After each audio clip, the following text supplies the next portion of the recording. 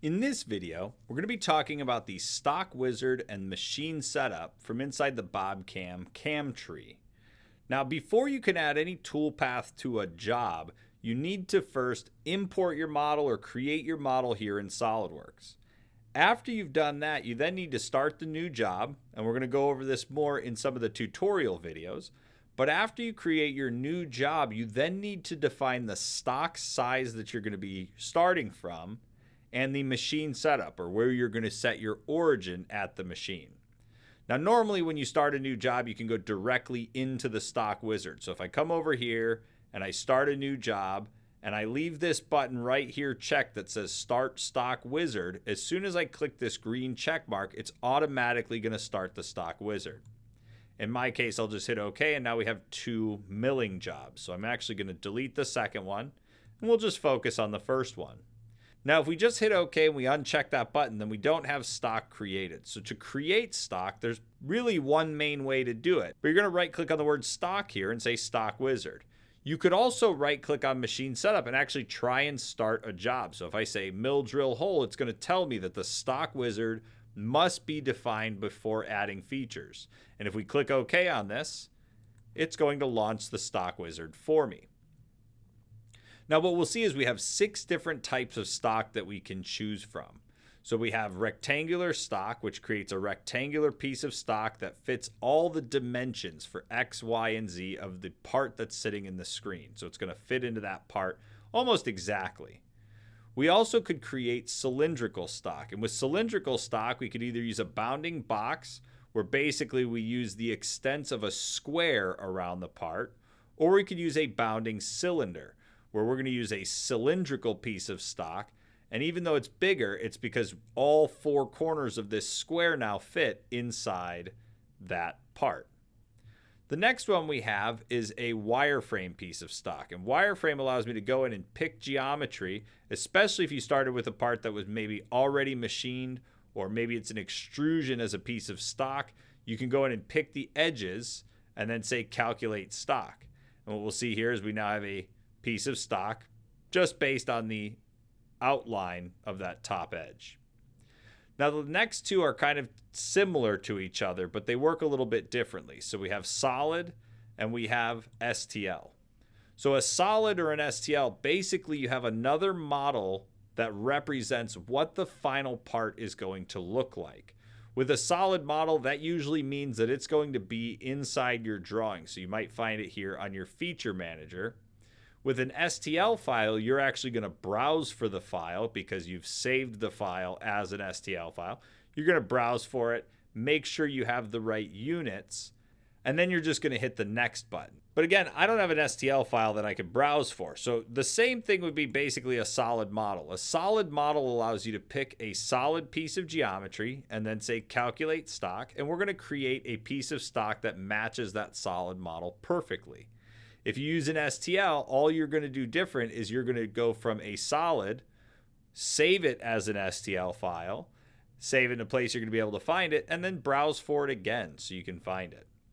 The last one is a revolve stock type. Now, revolve allows us to set up a coordinate system in which we're going to revolve around. And you're going to do that before you get into the stock wizard by going to Insert and then Reference Geometry, and you're going to create a coordinate system. Then you're going to go in and pick the edge that you want to revolve around itself. After you're done, you'd have a solid model piece of stock, or a model that represents what the solid should look like. So revolve stock is primarily going to only be used in turning or in the mill turn features, but it's in the milling as well. Your main ones are going to be rectangular, cylindrical, and then solid model or STL. So I'm just going to go, because I have just a square part on the screen, it makes the most sense to make a rectangular piece of stock. Now, from the rectangular piece of stock, we'll see it just automatically grabs all the geometry based on the extents of the geometry. It's going all the way out. And then scroll down here, we then have our stock orientation. This is primarily used for parts that aren't square to a specific plane. Like in my case, I'm flush to the front plane that we were drawing in.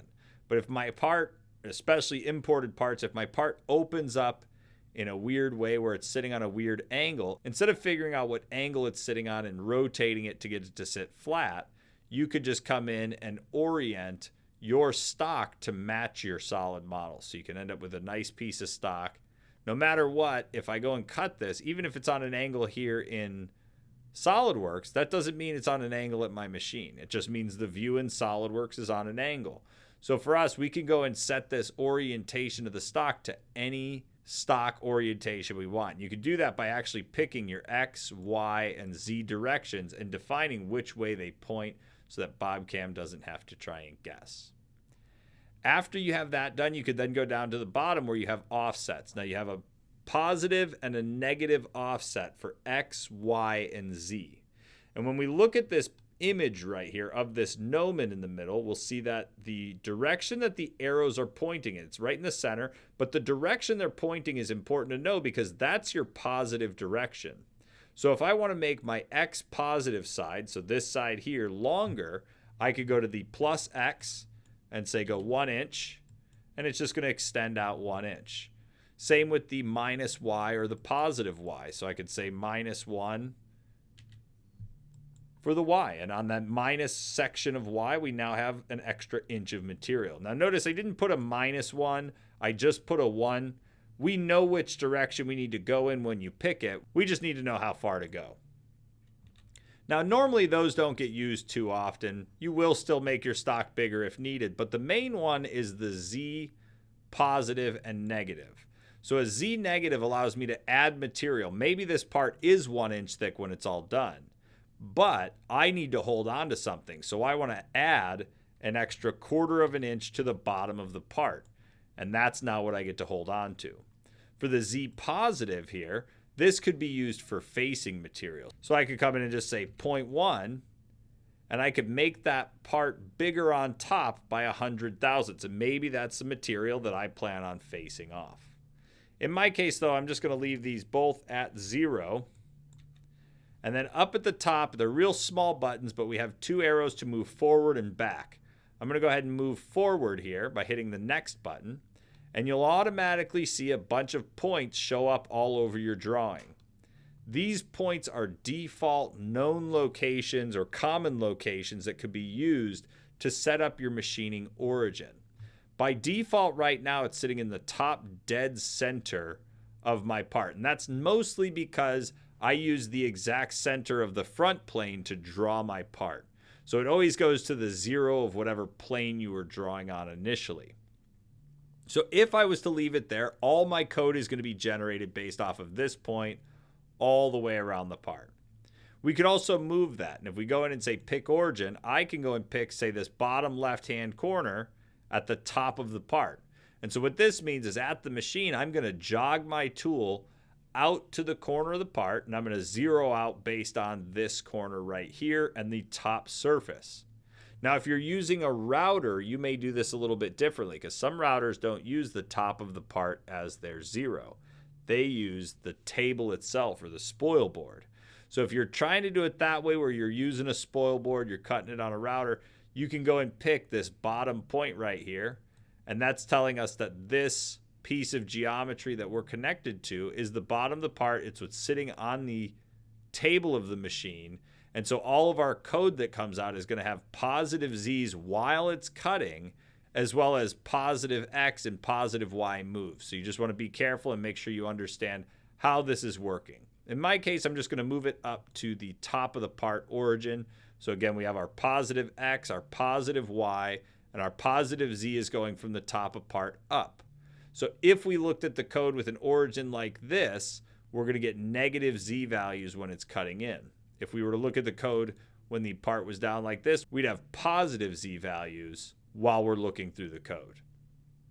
Now right here we have some axis options, and these primarily attach to the last page with the stock orientation. If my part doesn't come in square, instead of trying to get the part square, we could make the stock match the part, and then we could actually make this origin right here match the stock. So you can get everything cut the same proper way just by adding in and selecting edges that represent the X, the Y, and the Z axis.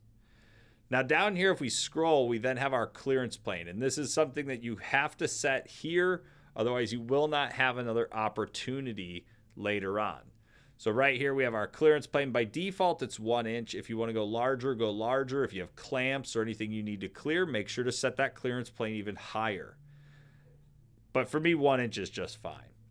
Right here, we have our work offset. Now, the work offset, we'll see number 1 through 26. Now, 1 for me means I'm using a G54. 2 would mean a G55. 3 would mean a G56, and so on. And if we shrink that up, we can actually see, let me pick number 1 again. When we output the code, that number is going to tell us which work offset we're going to use. Down here, we then have some options for our work offset and whether we shift our part in X, Y, or Z. Now, the big thing here is you rarely have to change the X, the Y, or the Z on this one because the stock pretty much looks at the geometry and it creates a piece of stock around that geometry. And so if we don't need to move it at all, we could just leave it right there.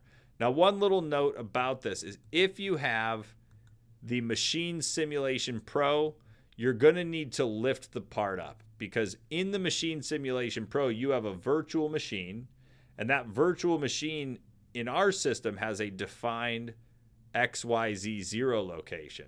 And so if you don't have the Machine Simulation Pro, when you open your part up in the simulation, you won't see a machine or anything. You really shouldn't get any errors. But if you do have the Machine Simulation Pro, you're going to want to make sure to take this Z value right here and lift it up at least the thickness of your part. My part's 1 inch thick, so I'm going to say that it's sticking out 1.5. Now, what that means for me is when I launch the simulation, instead of putting this origin on the 0 for the virtual machine inside the simulation, it's going to lift my part up 1.5 inches. And the reason that's important is because if I leave Z at 0, we still put this point right here at the origin, so at the 0 location. And we end up taking that 0 location from here and putting it in the 0 location for the virtual machine, which is usually the top dead center of the table. And because we put that point there at the top dead center, all of this material that's down here is sticking into the table. So you get a bunch of errors if you're on the Machine Sim Pro telling you that you're machining bad features. So just be careful with it. But for the most part, most times you don't have to worry about this. If you do have the Machine Sim Pro, just put something that's a little bit larger than the thickness of your part and it should come out just fine. When we're all done with our machine setup, we just hit OK. And now we could start adding toolpath to it because we've now defined the stock for the job. And that concludes the video for the Stock Wizard and machine setup from inside of BobCam for SolidWorks.